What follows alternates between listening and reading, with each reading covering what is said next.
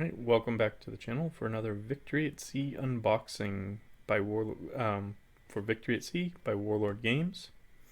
I'm actually very excited about this one. So Warlord just recently had a pre-order for Japanese and US aircraft, which I ordered one set of each, and while I was there, because I'm in the US and was gonna be shipping overseas in order to maximize my value, I got some blister packs of some aircraft as well, so I'm gonna just include all of this in one unboxing.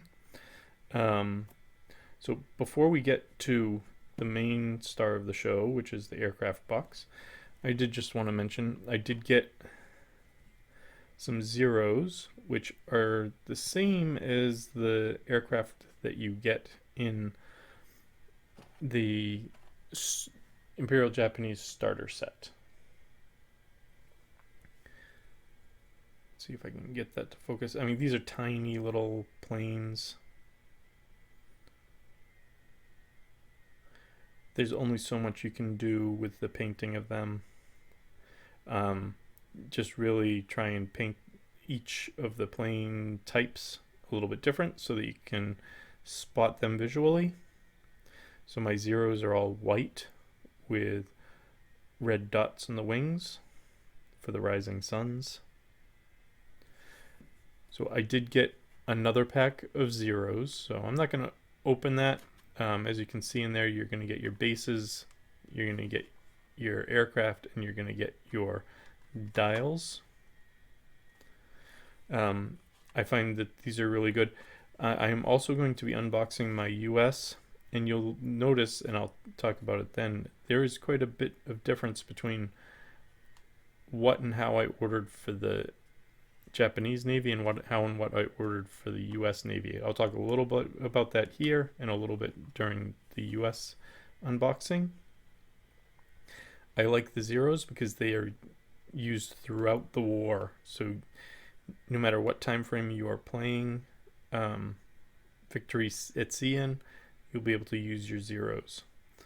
Same thing with the VALs, the Achi D3A1 VAL flights.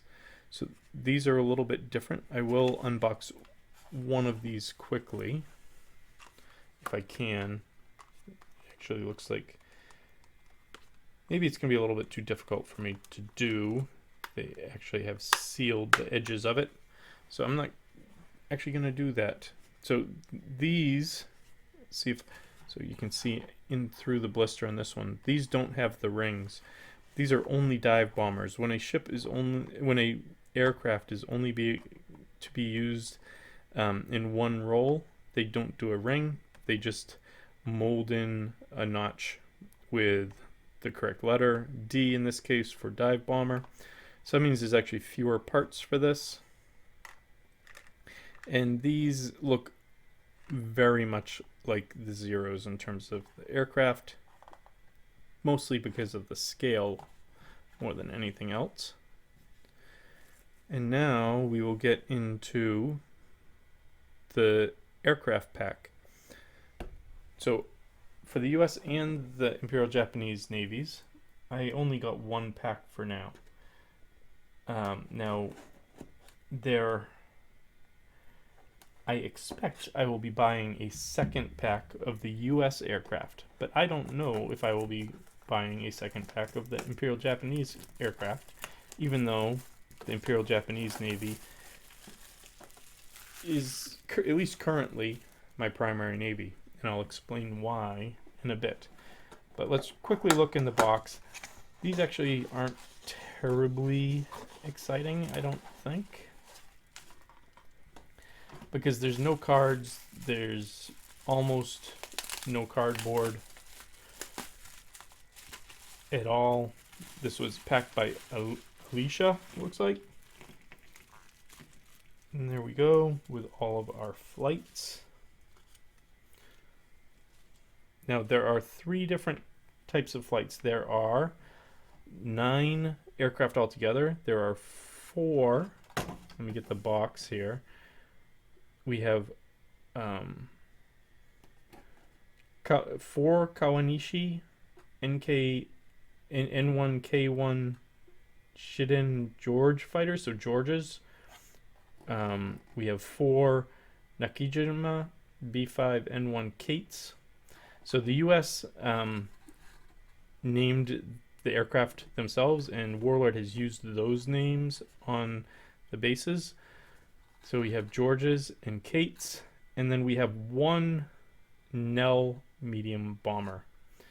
So one of these is not like the others.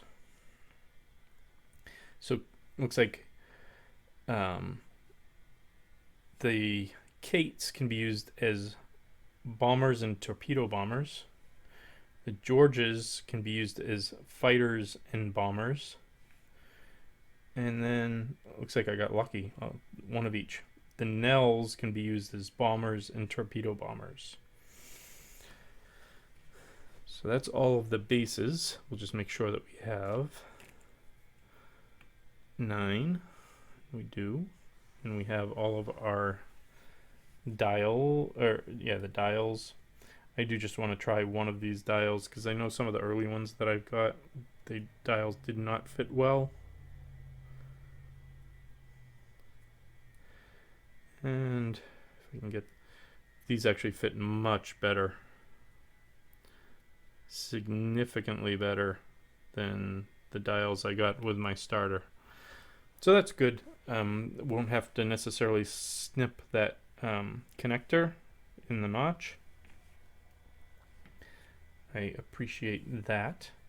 Looks like we got a piece of flash there. We do have all of our dials because I have 1 there. And then we have our aircraft.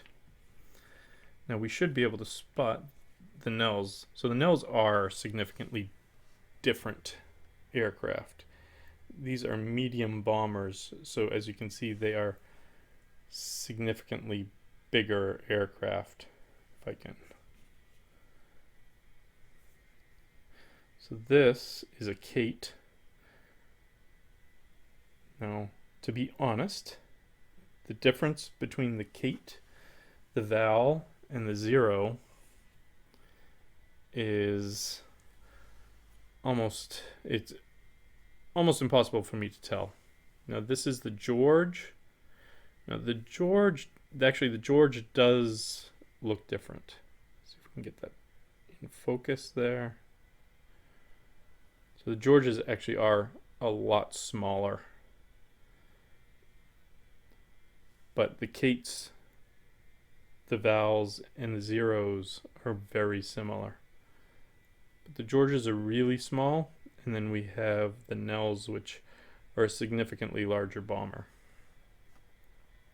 So because we don't get paperwork with these, I thought what we would do, and because there's not a lot of exciting things to look at with the models themselves, I'm just very excited because the aircraft really make the game a game.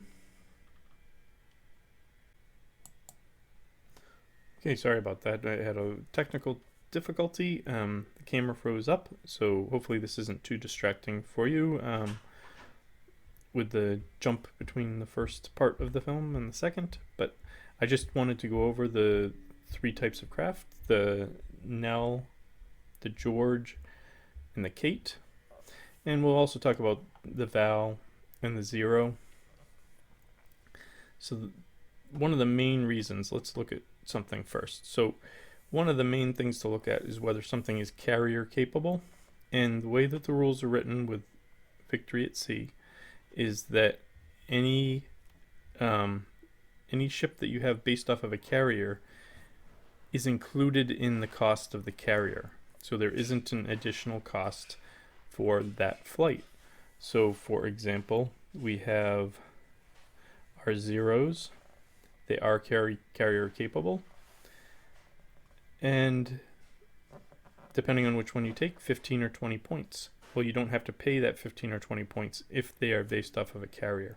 You only pay that cost if the flight is not based off of a carrier, based off of land, in other words. So let's just look. So our Vals, which we're in the blister here.